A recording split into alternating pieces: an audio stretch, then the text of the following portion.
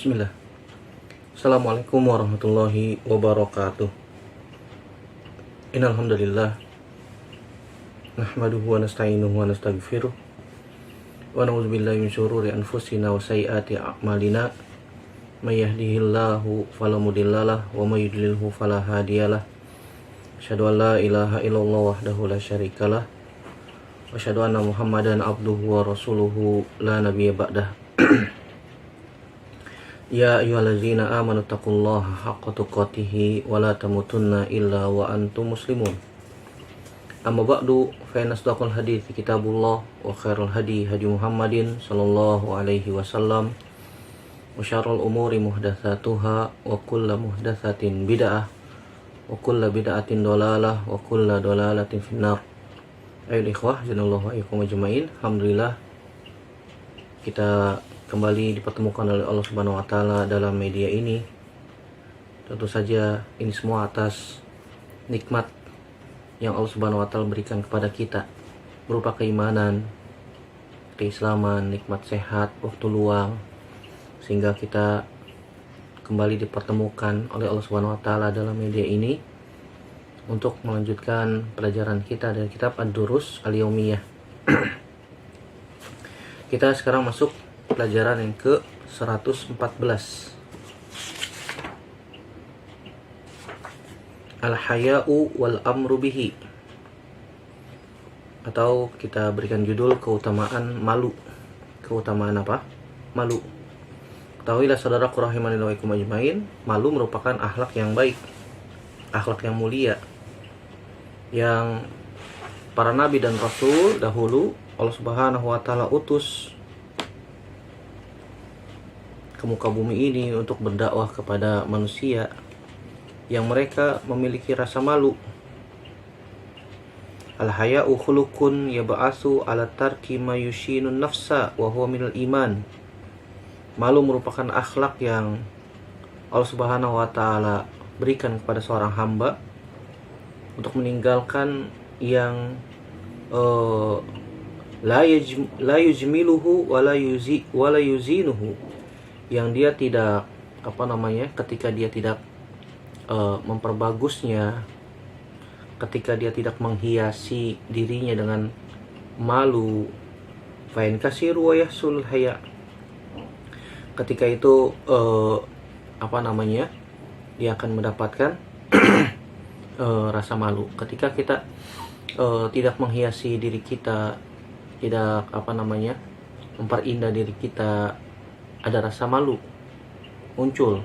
Itu sebuah ungkapan, ya, sebagaimana disebutkan oleh Syekh Muhammad bin Shalih Al-Utsaimin, al-haya wa ibaratun anin fi'alin yahdusu lil insan inda fi'li ma la yujmiluhu wa la yuzayyinuhu. Itu sebuah ungkapan yang muncul, terjadi pada manusia ketika dia melakukan sesuatu yang dia tidak memperbagusnya, dia tidak memperindahnya. Dia merasa apa? Dia merasa malu. Keluar rumah tidak menutup aurat, malu. Itu malu yang dibenarkan. Kalau ada orang yang tidak menutup aurat keluar rumah, tidak malu, ini dipertanyakan keimanannya. Karena malu itu termasuk bagian dari apa? Keimanan. Wa huwa minal iman, dan malu termasuk bagian dari iman. Li'annahu yad'u ila fi'lil ma'ruf wal bu'di 'anil munkar. Karena malu itu bisa mengajak untuk melakukan kebaikan dan menjauhkan diri dari perbuatan kemungkaran. Dan Nabi SAW mengabarkan kepada kita bahwasanya malu itu semuanya baik. Malu itu semuanya baik, kata Nabi dalam riwayat Imam Muslim, al-haya'u khairun kulluhu. Malu itu semuanya baik.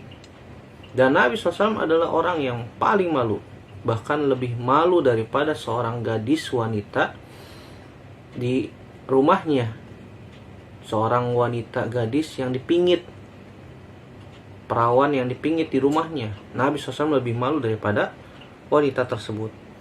Dan tentu saja yang paling utama adalah malu kepada Allah Subhanahu wa taala ketika kita melakukan maksiat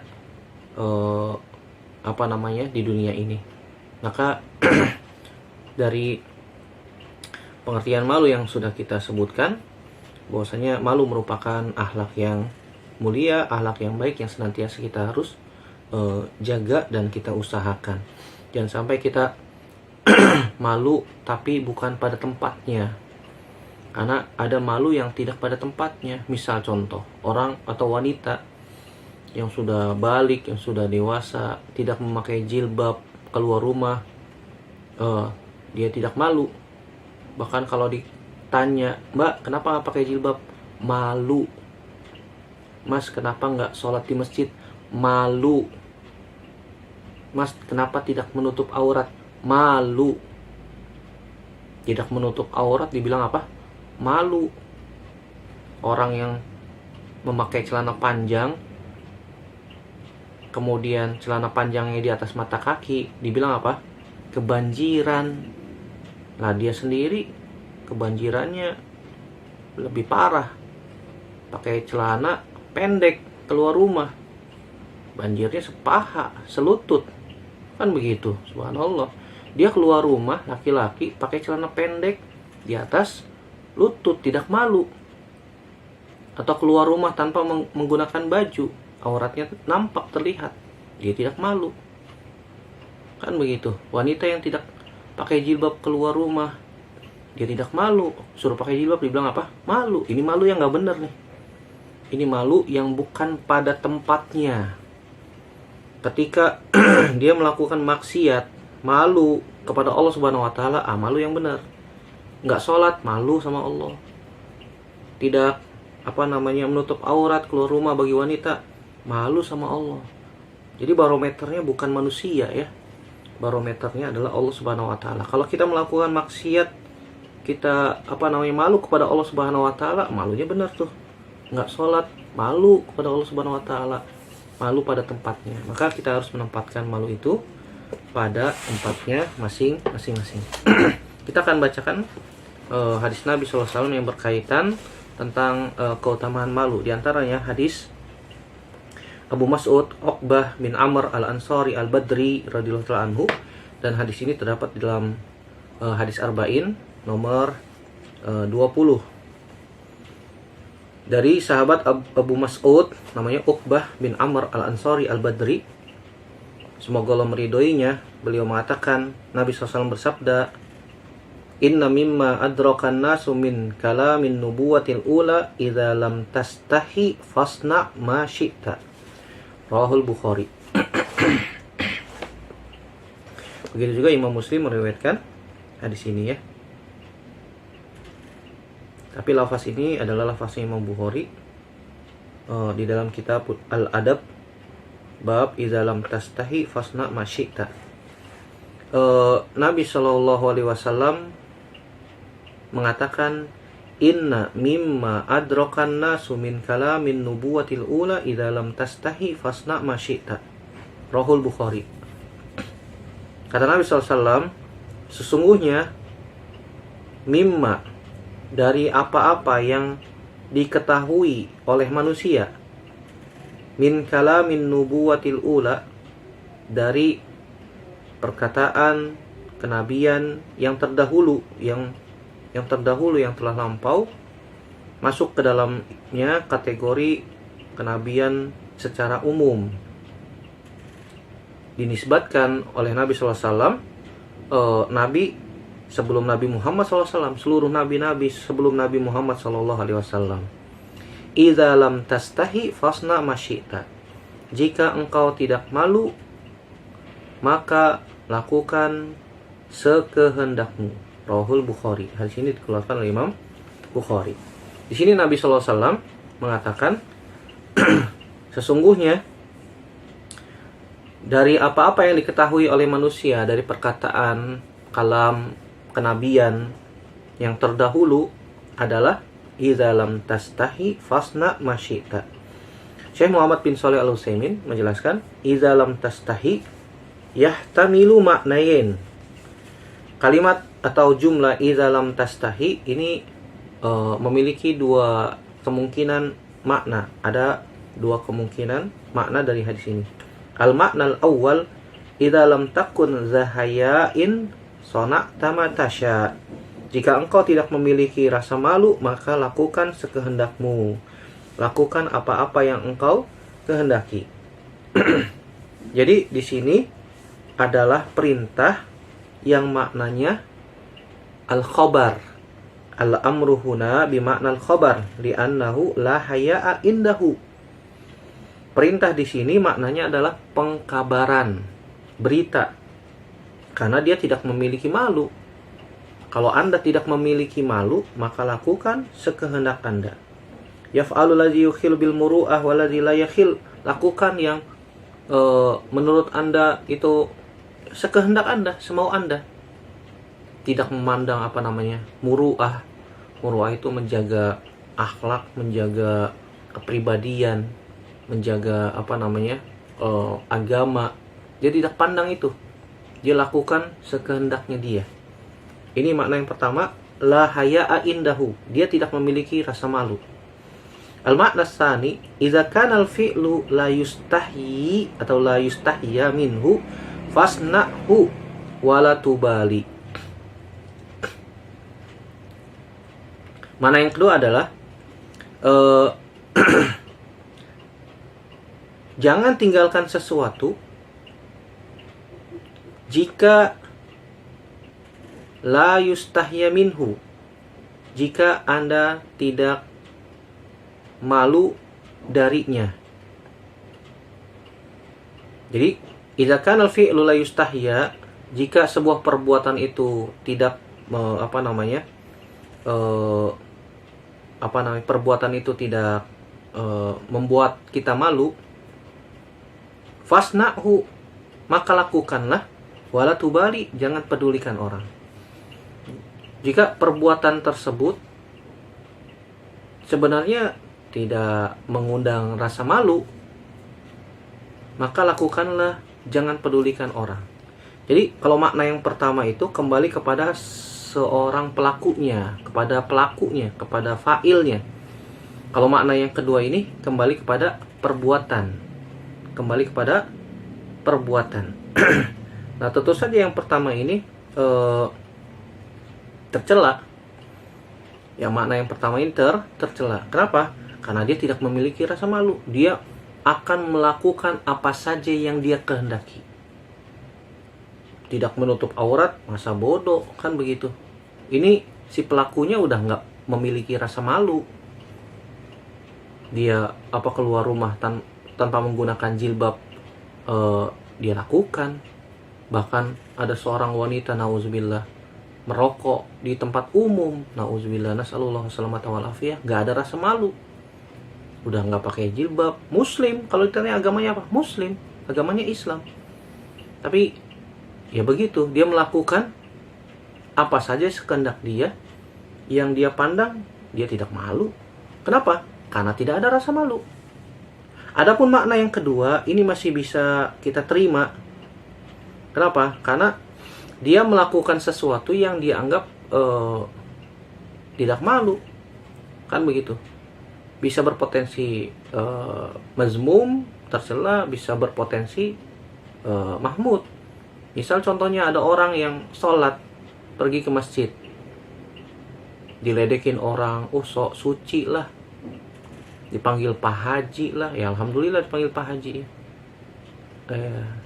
Kita aminkan saja, amin. Mudah-mudahan Allah mudahkan kita untuk bisa berangkat haji. Dikatakan inilah, dikatakan itulah, kita nggak peduli, karena perbuatan kita emang tidak mengundang rasa malu. Ngapain malu, kan begitu. Pergi sholat ke masjid pakai baju koko, pakai sarung, ngapain malu? Orang ini bentuk ketaatan kepada Allah Subhanahu wa taala. Begitu juga seorang wanita yang memakai jilbab, dikatakan ustazah lah, dikatakan apalah, sok suci lah, apalah, dan seterusnya ya, macam-macam. Maka jangan pedulikan perkataan orang. Ini merupakan perbuatan-perbuatan yang terpuji. Dan kalau kita lakukan dan tidak pedulikan manusia, ya artinya malunya hanya kepada Allah Subhanahu wa taala, ini terpuji. Tapi kalau dia melakukan sesuatu yang dia anggap itu bukan perbuatan yang malu, dan itu perbuatan yang diharamkan, seperti membuka aurat, tidak mengerjakan ketaatan kepada Allah Subhanahu wa taala, maka ini tercela. Tercela. Ini makna iza lam tastahi fasna masyita. Makna yang pertama tadi apa? Orang itu udah nggak punya rasa malu sudah. Dia melakukan sekehendak dia. Apakah itu perbuatan dosa kah? Apakah itu perbuatan maksiat? Dia lakukan di hadapan umum dan tidak ada rasa malu sedikit pun kepada manusia, apalagi kepada Allah Subhanahu wa taala. Dari hadis ini kita akan ambil faidah beberapa pelajaran. Yang pertama,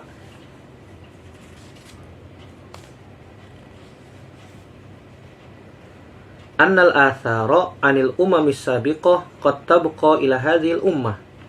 Ada beberapa syariat dari umat-umat terdahulu yang ditetapkan oleh syariat agama kita, itu agama Islam, agama Nabi Muhammad SAW. Seperti rasa malu. Rasa malu merupakan juga syariat agama-agama terdahulu. Kalau kita katakan agama-agama terdahulu, nah berarti ada umat-umat yang terdahulu yang mereka mendapatkan kenabian, diutusnya seorang nabi kepada mereka, diturunkan wahyu kepada nabi-nabi tersebut, atau mereka mendapatkan perkataan dari nabi-nabi mereka ketika itu, maka ditetapkan di dalam Islam jika tidak bertentangan dengan syariat kita. Jika tidak bertentangan dengan syariat kita, maka diterima. Karena asar dari kenabian atau umat-umat terdahulu itu ada 3 macam, ada 3 jenis. Yang pertama, yang disetujui oleh syariat kita, kesohihannya, maka ini bisa diterima. Seperti rasa malu, kemudian dermawan, dan Nabi SAW pun menyempurnakan akhlak tersebut. Innama bu'ithtu liutammima makarimal akhlak. Sungguhnya aku diutus untuk menyempurnakan akhlak-akhlak yang mulia. Jadi akhlak-akhlak yang mulia yang terdahulu para nabi dan rasul sebelum Nabi Muhammad SAW itu ditetapkan sama Nabi SAW, disempurnakan. Yang kedua, ada yang disaksikan, ditetapkan oleh syariat kita bahwasanya itu batil, maka tidak boleh diterima, mardud. Contohnya syariat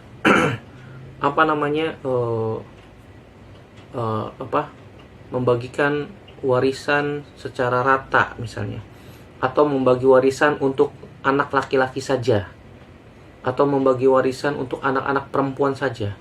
Ini batil dan dibatalkan oleh syariat kita, karena warisan dibagikan menurut aturan agama Islam. Bahkan Allah Subhanahu wa taala sendiri yang membagikan bagian-bagian warisan. Misalnya seorang ibu memiliki bagian 1/6. Seorang istri, jika suaminya meninggal dan tidak punya anak, maka istri itu dapat 1/4. Kalau suaminya meninggal punya anak, istri itu dapat 1/8. Misalnya suami, kalau istrinya meninggal tidak punya anak, suami dapat 1/2. Kalau punya anak dapat 1/4, dan seterusnya. Itu semuanya yang bagi langsung Allah Subhanahu wa taala. Kemudian sisanya dibagi ke anak-anak. Anak laki-laki dapat 2 bagian daripada anak perempuan. Jadi anak laki-laki dapat, anak perempuan dapat. Anak laki-laki dapat 2 bagian, anak perempuan dapat 1 bagian. Bukan diberikan kepada anak laki-laki semua saja, anak perempuan yang nggak dikasih, bukan, salah. Karena ada sebagian kebudayaan di negeri kita seperti itu. Bahkan ada pula yang sebaliknya. Warisan hanya dibagikan kepada anak-anak perempuan saja. Anak laki-laki tidak diberikan. Ini zolim. Ini zolim. Nah, umat-umat terdahulu pun demikian. Demikian. Nah, ketika syariat tersebut adalah syariat yang salah, disalahkan, tidak dibenarkan dalam Islam, dibatalkan, dihilangkan, dihapuskan.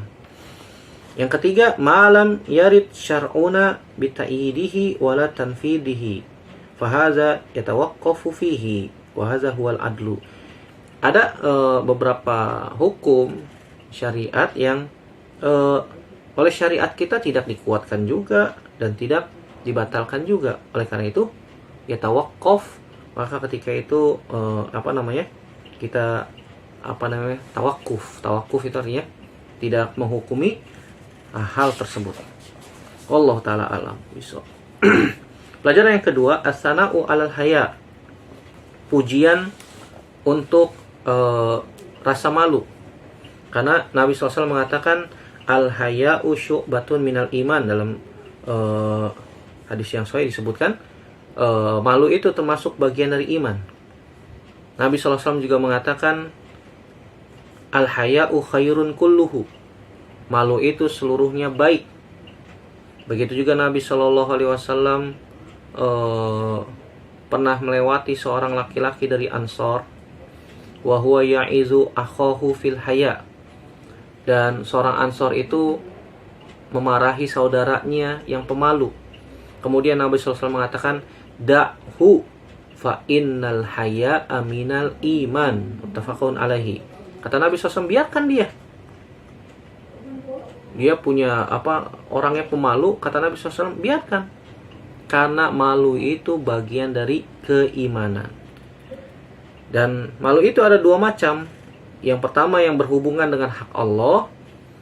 Yang kedua yang berhubungan dengan hak makhluk. Malu yang berhubungan dengan hak Allah, maka kita wajib malu kepada Allah.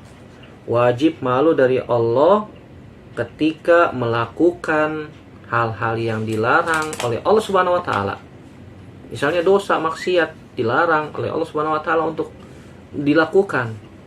Maka ketika kita menjauhkannya karena rasa malu dari kepada Allah Subhanahu wa taala, maka ini terpuji. Kalau ada orang yang melakukan maksiat dan dia tenang-tenang saja, berarti dia tidak malu terhadap Allah Subhanahu wa taala. Adapun malu terhadap makhluk sesama manusia, fa anta kuffa an kulli ma yukhaliful muru'ah wal akhlaq, meninggalkan seluruh yang menyelisihi muru'ah. Muru'ah itu kepribadian yang baik dan akhlak yang baik. Kalau ada orang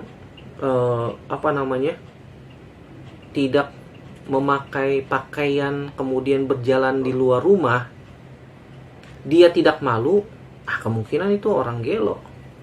Kan begitu. Itu orang gak waras tuh. Karena masyarakat menghukumi memakai pakaian itu merupakan bentuk dari kesopanan, bentuk dari akhlak. Ketika ada orang gak menggunakan pakaian berjalan di depan umum, di jalan raya misalnya, masyarakat akan menghukumi ini orang tidak waras. Ini orang tidak waras. Sesuatu yang membuat dia malu ketika di hadapan manusia yang lain. Seperti itu. Itu malu menurut pandangan manusia. Contoh yang lain, di dalam majelis ilmu misalnya. Kalau ada orang duduk di majelis ilmu, di depan kakinya nyelonjor. Kakinya nyelonjor. Kakinya dibentangkan ke depan. Ini termasuk juga hal-hal yang kalau dalam adab di dalam majelis, maka ini termasuk perbuatan yang tidak baik. Ini merupakan termasuk perbuatan yang tidak baik. Udah duduk di depan gurunya, dia kakinya nyelonjor. Ini adab yang kurang baik ketika duduk di dalam majelis. Nah, orang sudah melihat, ini orang adabnya, akhlaknya kurang baik. Ustadz, kan kita berikan dia uzur, mungkin kesemutan atau apalah, atau uzur yang lain. Iya, kalau misalnya dia kesemutan ataupun dia merasa pegel kakinya, maka menyelonjorkan sebentar saja. Kemudian setelah baik lagi, kemudian dilipat kembali kakinya. Jangan setiap dari awal majelis sampai akhir majelis seperti itu. Ini akhlaknya kurang baik. Atau mungkin dia tidur udah duduk paling depan, tidur. Udah begitu tidurnya menimbulkan suara, mendengkur. Nah, ini akhlak yang tidak baik ketika di dalam majelis ilmu. Begitu juga malu ada dua macam dari sisi yang lain. Ada malu yang sifatnya gorizi tobi'i. Ada yang kedua jenis malu yaitu muktasab. Ada malu yang sudah sifat bawaan dari lahir, dia sudah memiliki sifat itu. Dan Allah Subhanahu wa taala memberikan anugerah kepada manusia dengan sifat itu. Dan dia sudah memiliki sifat pemalu dari apa? Dari kecil. Dia tidak berbicara kecuali apa? Dibutuhkan. Dia tidak melakukan sesuatu kecuali apa? Dibutuhkan, dan seterusnya. Dan Nabi SAW termasuk orang yang pemalu, yang diberikan oleh Allah Subhanahu wa taala sifat ini. Bahkan hadis Nabi SAW dari Abu Sa'id Al-Khudri menyebutkan, radhiyallahu ta'ala anhu, mengatakan beliau, karena Nabi SAW asyadda haya'an minal azra'i fi khidriha, tafakun alaihi. Nabi SAW itu orang lebih malu daripada seorang wanita gadis pingitan di rumahnya. Masya Allah. Nabi SAW adalah orang yang paling pemalu. Yang kedua ada malu yang sifatnya muktasab. Artinya bisa diusahakan, bisa dilatih, bisa dilatih. Dan tentu saja al-awwal afdalu wa huwal haya'u al-ghorizi. Tentu saja malu yang sifatnya tabi'i, bawaan sifat dari lahir, itu yang lebih utama, utama. Walakin i'lam annal haya'a khalqun mahmud illa idza mana'a mimma yajib au qa'a fi ma yahrum. Fahadha haya'un mazmum. Ketahuilah bahwasanya malu merupakan akhlak yang terpuji kecuali jika dia melarang sesuatu yang diwajibkan. Artinya bisa mengharamkan sesuatu yang halal atau menghalalkan sesuatu yang haram. Nah, ini termasuk yang mazmum. Ini termasuk yang tercela. Seperti tadi sudah kita sebutkan contohnya. Ada orang nggak pakai jilbab, malu. Ini malunya salah tempat. Kalau dia tidak pakai jilbab, dia malu. Nah, ini apa namanya? Benar. Akhirnya dia keluar pakai jilbab. Kalau ada orang keluar pakai jilbab, kemudian ditanya, "Kenapa Anda tidak pakai jilbab?" Malu. Nah, ini malunya salah tempat. Wal haya'ul mamduh wallazi la yuqi'u sahibuhu fi tarki wajibin wala fi fi'li muharramin. Malu yang terpuji yaitu yang tidak menjatuhkan pelakunya ke dalam meninggalkan kewajiban dan tidak melakukan keharaman. Artinya ketika diajak sholat mas, malu. Nah, ini malunya nggak benar nih, malunya tidak benar. Yang benar gimana? Yang benar adalah seseorang yang malu jika meninggalkan kewajiban. Sholat merupakan kewajiban bagi laki-laki, sholat berjamaah di masjid. Kalau ada orang tidak sholat berjamaah di masjid, malu kepada Allah Subhanahu wa taala, malu saya. Tadi saya tidak sholat di masjid, tidak berjamaah, malu kepada Allah Subhanahu wa taala. Ini malunya benar. Akhirnya dia berusaha untuk sholat di masjid. Pelajaran yang selanjutnya bisa kita ambil bahwasanya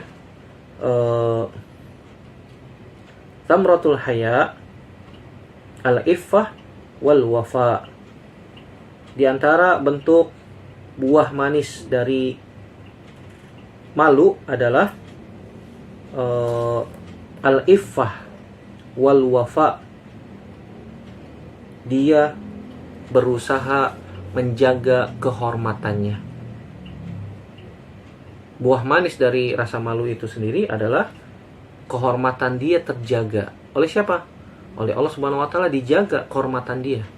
Sehingga tidak dilecehkan orang lain. Seperti contohnya wanita yang tidak berjilbab dengan wanita yang berjilbab. Mana yang Allah akan jaga? Allah akan jaga wanita yang berjilbab. Kalau wanita yang tidak berjilbab, auratnya terlihat, nampak. Laki-laki hidung belang akan mudah untuk menggodanya dengan sebutan inilah itulah ketika berjalan di jalanan. Tetapi ketika ada seorang wanita yang menjaga kehormatannya dengan menutup aurat, dia malu pada Allah Subhanahu wa taala saja, maka Allah akan jaga kehormatannya. Allah Subhanahu wa taala akan jaga al-iffahnya. Yang terakhir, al-haya'u la ya'ti illa bi khairin. Yang bisa kita ambil pelajaran dari hadis ini adalah malu seluruhnya mendatangkan kebaikan. Karena Nabi SAW mengatakan al-haya'u kulluhu khair, atau al-haya'u khairun kulluhu, dalam riwayat Imam Muslim. Wallahu ta'ala a'lam bishawab. Ini yang bisa kita bahas pada kesempatan kali ini yang berkaitan tentang keutamaan malu. Semoga Allah Subhanahu wa taala memberikan kepada kita taufik agar kita diberikan sifat yang terpuji ini, yaitu malu ketika meninggalkan perintah atau kewajiban kepada Allah Subhanahu wa taala, dan malu kalau misalnya kita meninggalkan sunnah Nabi Shallallahu alaihi wasallam. Semoga Allah Subhanahu wa taala menjaga kehormatan kita, memberikan rasa sifat al-wafa wal iffah di dalam diri kita, dan semoga Allah Subhanahu wa taala memasukkan kita semua ke dalam surganya tanpa hisab dan tanpa azab. Demikian, itu saja yang bisa kita sampaikan. Semoga bermanfaat. Aqulu qouli hadza astaghfirullah li wa lakum. Subhanakallahumma wa bihamdika asyhadu an la ilaha illa anta astaghfiruka wa atubu ilaik. Wassalamualaikum warahmatullahi wabarakatuh.